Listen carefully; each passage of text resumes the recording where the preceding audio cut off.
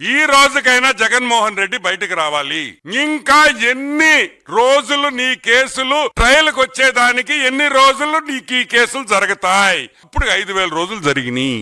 ఇంకా how long? ఈరోజు మేము ప్రశ్నిస్తున్నాం. ఇంకా ఎన్ని? 2,000 రోజుల, 3,000 రోజుల, 4,000 రోజుల, 10,000 రోజుల? ఎంతమంది హైకోర్టు జడ్జిలు మారారు? సుప్రీంకోర్టు జడ్జిలు ఎంతమంది మారారు ఈ 5,000 రోజుల్లో? నీకు సంబంధించిన నీ ట్రయల్ కోర్టు జడ్జిలు ఎంతమంది మారారు ఈ 5,000 రోజుల్లో?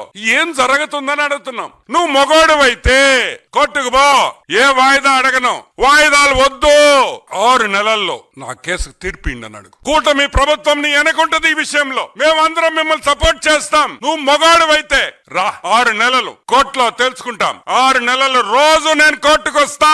నేను ఖాళీగా ఉన్నా, నాకు పని బాట లేదు, బెంగళూరు పోయే బదులు కోర్టుకు వస్తానని చెప్పు. నాకు ఇంక ఈ కేసులు వద్దు, అటో ఇటో తేల్చండి అని చెప్పే దమ్ము ధైర్యం నీకు గాని ఆ కేసులో ఇన్వాల్వ్ అయిన ఎదవలకు అందరికి ఎవరికైనా ఉందా అని నేను ప్రశ్నిస్తున్నా.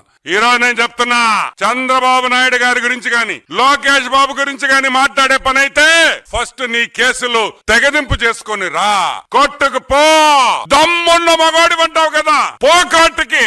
6 నెలల్లో రోజు నేను ఈడ కూర్చుంటా అని చెప్పే దమ్ము ధైర్యం లేనోడివి తెలుగుదేశం పార్టీ గురించి గాని, తెలుగుదేశం పార్టీ విధానాల గురించి గాని మాట్లాడే హక్కు కూడా లేదని కూడా నేను మనవి చేస్తున్నా.